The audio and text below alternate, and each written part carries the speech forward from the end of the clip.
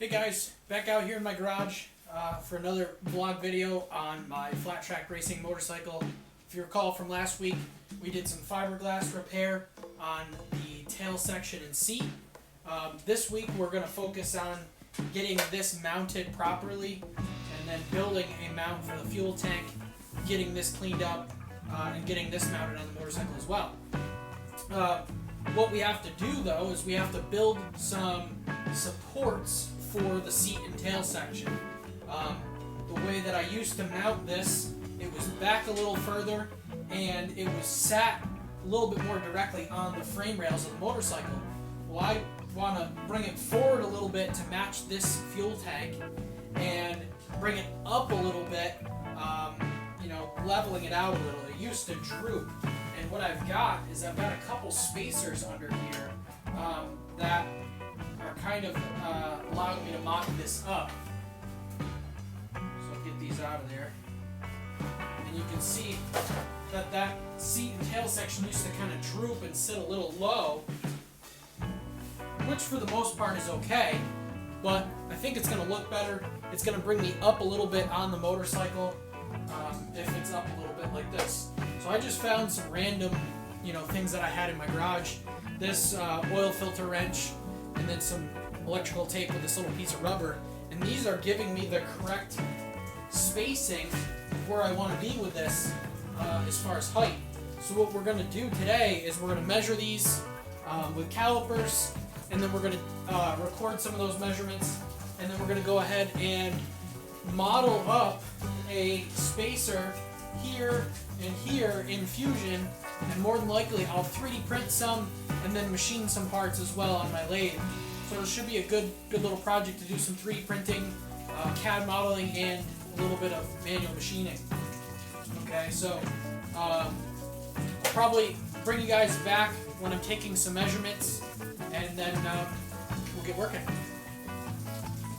Okay, so I brought you over here at the motorcycle, and I took the seat and tail section off so that we can take some measurements of where these spacers are going to mount. So I'm going to show you guys quickly how to measure these different spacers that I've kind of got mocked up here. So let's see if we can get a decent measurement on this one. This is going to be for the back. So I kind of just had this under here like so, just getting it spaced correctly. And we've got roughly 1.5 inches is what I'm going to call it. So I'll write that measurement down. So the rear one is going to be 1.5 inches tall. And the front one is going to be roughly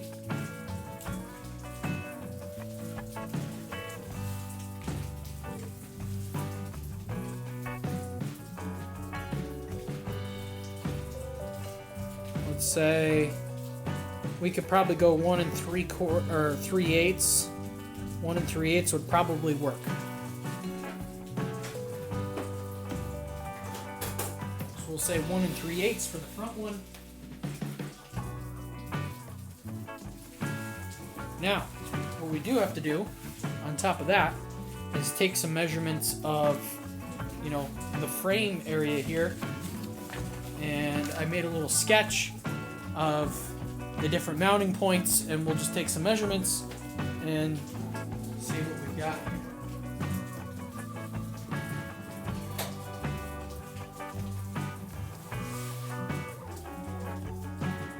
So we'll say this front one is roughly 6 inches across.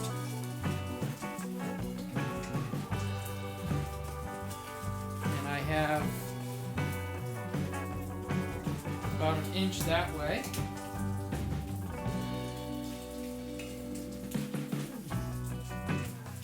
We'll want to know where these holes are.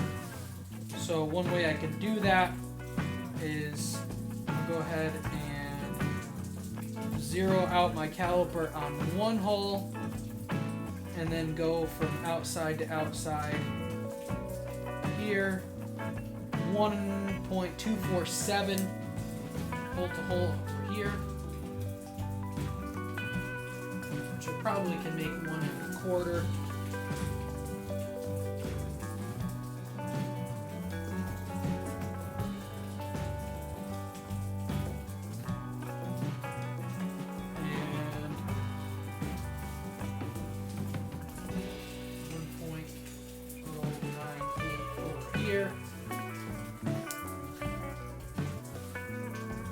those are 1/4 inch diameter holes. Okay, so we've got some decent information about those and where they are. Maybe, say from here to here, we've got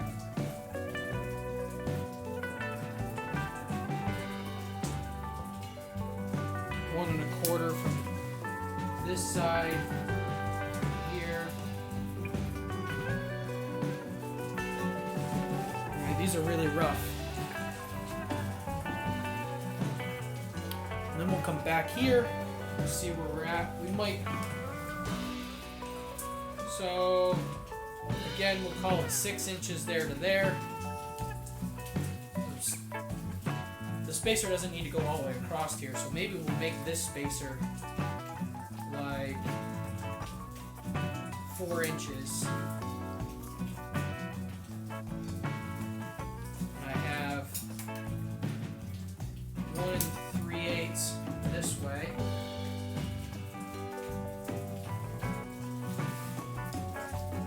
Those holes, I believe, are 3/4 of an inch spaced away from one another.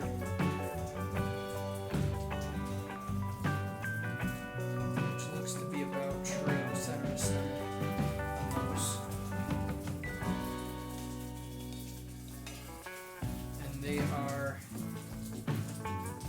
roughly 3/8 in diameter.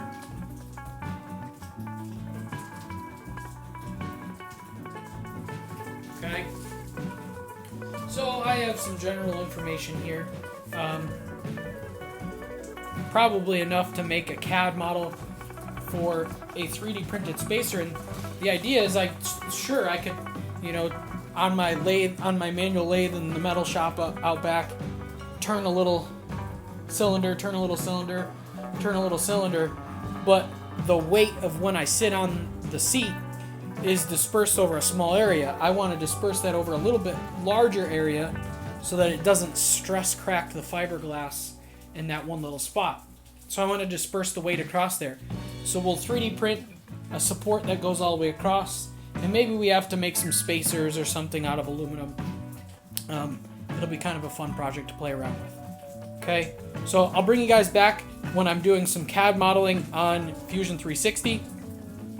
And maybe towards the end of the video today, you'll see me 3D printing those spacers. I'll probably switch to a time lapse for the rest of the video. Okay, so make sure after you watch the video, you read the question that's posted on Google Classroom, and you post your comment in the comment section. Okay. Hopefully, you guys yesterday saw me do a little bit of racing on the app Dirt Trackin'. It's a really fun mobile game that I play. I'll probably be doing some more live racing in that effect, whether it's streaming from my phone or even PC games, mainly focused around racing for my motorsport class, but it's all just kind of fun information that I'd like to share with all of my classes. Okay, because we can't really go racing with the racing go-kart at the moment, I thought I'd try to teach you guys a little bit about racing as it is anyway. Okay.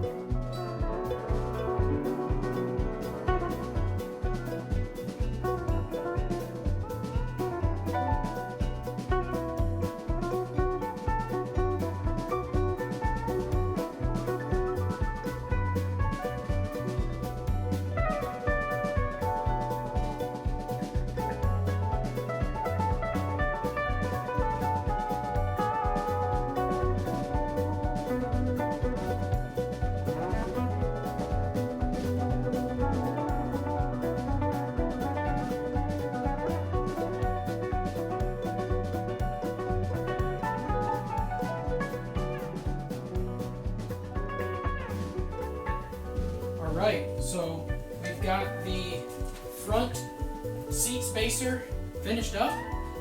3D printed, machined the cylindrical spacers and got it up under there, kind of mocked up. Need to get some longer bolts so that it fastens down nice. And then we've got to do the rear support as well. We'll probably do that on Thursday. Okay, so it gets the seat up a little higher, allows us to mount it nice and secure forward, and supports it so that maybe it doesn't crack as bad this season if I get out on the track. Okay, so we'll bring you guys back another day when we go ahead and we make the rear support. We'll catch you later.